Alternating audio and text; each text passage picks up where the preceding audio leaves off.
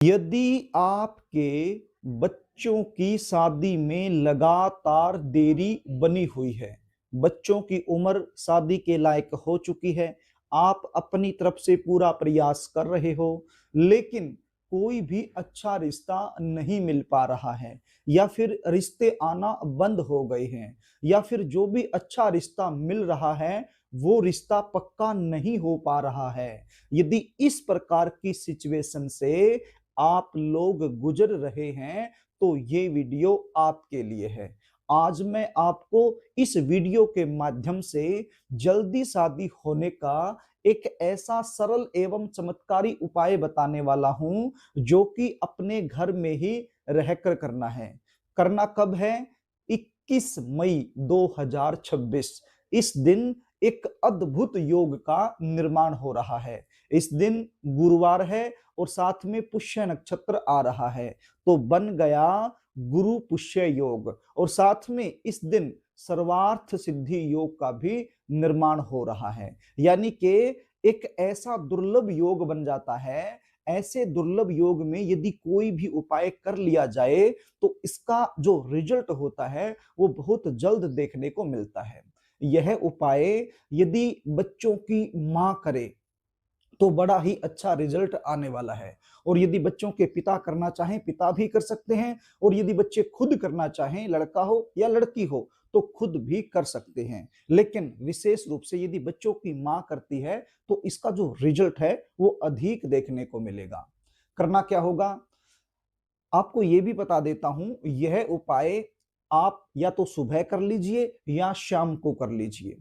सुबह यानी कि जो घर में दिया बत्ती का समय होता है उस समय भी ये उपाय किया जा सकता है, या फिर सायंकाल में यानी शाम को जो दिया बत्ती का समय होता है उस समय भी यह उपाय किया जा सकता है। यह उपाय करने के लिए आपके घर में तुलसी माता का पौधा होना जरूरी है। यदि आपके घर में तुलसी माता का पौधा रखा हुआ है तभी आप ये उपाय कर पाएंगे। और यदि घर में तुलसी माता का पौधा नहीं है तो आपके आसपास किसी भी मंदिर में हो सकता है, वहां जाकर भी आप यह उपाय कर सकते हैं। करना क्या होगा, नहा धो करके साफ सुथरे धुले हुए वस्त्र पहन लेने हैं और एक हल्दी की गांठ आपने लेनी है। क्या लेनी है? एक हल्दी की गांठ आपने लेनी है और एक शुद्ध देसी घी का दीपक आपने तैयार करना है। यहाँ पर जो दीपक है वो आप मिट्टी का ले सकते हो। तो एक शुद्ध देसी घी का दीपक आपने लेना है और दीपक में जो बत्ती आपने रखनी है वो खड़ी बत्ती रखनी है। एक होती है लेटी हुई लंबी बत्ती, वो नहीं रखनी। आपने गोल वाली जो खड़ी बत्ती है वो इस दीपक में रखनी है और शुद्ध देसी घी इसमें आपने डाल लेना है। और आपके घर में जहां पर तुलसी माता का पौधा रखा हुआ है वहां पर जाकर के आपने बैठ जाना है और इस घी के दीपक को आपने जला देना है। उसके बाद क्या करना है, उसके बाद ये हल्दी की गांठ आपने लेनी है। साथ में एक चीज और आपको बता देता हूं, थोड़ी सी रोली भी आपके पास होनी चाहिए। रोली यानी कि तिलक जिसकी सहायता से किया जाता है, जो तिलक मैंने किया हुआ है ये रोली का ही तिलक है। तो तिलक करने के काम जो रोली आती है, इसको सिंदूर भी बोल देते हैं, कुमकुम भी बोल देते हैं, तो ज्यादातर इसको रोली ही बोलते हैं। तो रोली भी आपके पास होनी चाहिए। एक स्टील की कटोरी में थोड़ी सी रोली डाल के उसमें पानी डाल के उसका घोल तैयार कर लेना, वो भी अपने साथ में लेकर बैठ जाना। तो सबसे पहले क्या करना है, घी का दीपक आपने जला देना है। उसके बाद हल्दी की गांठ को आपने अपने हाथ में लेना है और राइट हाथ हैंड की यानी कि दाहिने हाथ की जो अनामिका उंगली है, ये अनामिका उंगली होती है, ये सबसे छोटी उंगली, ये अनामिका, इसको रिंग फिंगर भी बोलते हैं। तो अनामिका उंगली की सहायता से आपने हल्दी के सबसे ऊपर वाले सिरे पर एक बिंदी लगानी है।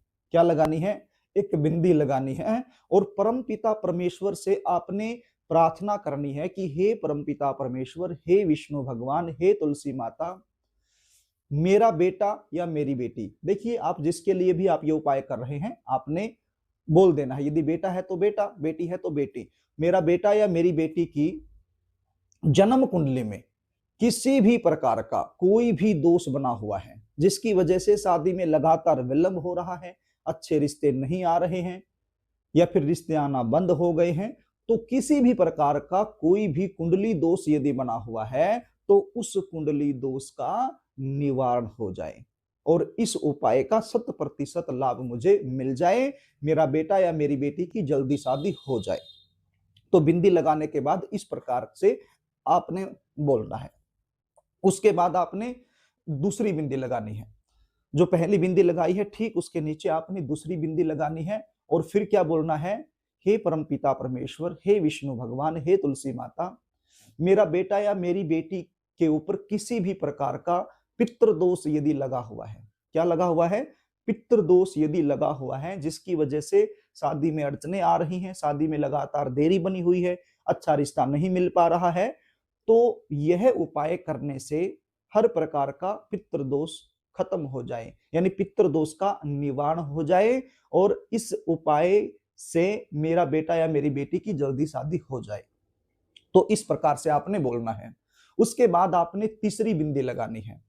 तीसरी बिंदी बिल्कुल जो दूसरी बिंदी लगाई है ठीक उसके नीचे आपने लगा देनी है और तीसरी बिंदी लगाने के बाद आपने क्या बोलना है कि हे परमपिता परमेश्वर, हे विष्णु भगवान, हे तुलसी माता, मेरा बेटा या मेरी बेटी के ऊपर किसी भी प्रकार का नजर दोष बना हुआ है, कोई तांत्रिक क्रिया हो रखी है या फिर शादी बंधन हो रखा है, तो यह उपाय करने से हर प्रकार का शादी बंधन दूर हो जाए, नजर दोष दूर हो जाए, किसी भी प्रकार की कोई तांत्रिक क्रिया यदि है शादी के ऊपर तो वो भी समाप्त हो जाए और मेरा बेटा या मेरी बेटी की जल्द से जल्द शादी हो जाए और इस उपाय का 100% लाभ मुझे मिल जाए। तो इस प्रकार से आपने तीसरी बिंदी लगाने के बाद बोल देना है। तो कुल मिला के आपने 3 बिंदियां लगाई। पहली बिंदी में क्या बोला, कुंडली दोष। दूसरी बिंदी लगाने के बाद क्या बोला, पितृदोष। और तीसरी बिंदी लगाने के बाद आपने क्या बोला, नजर दोष। तो पहली में पितृदोष, दूसरी बिंदी में, माफ कीजिएगा, पहली में कुंडली दोष, दूसरी बिंदी में पितृदोष और तीसरी बिंदी में नजर दोष।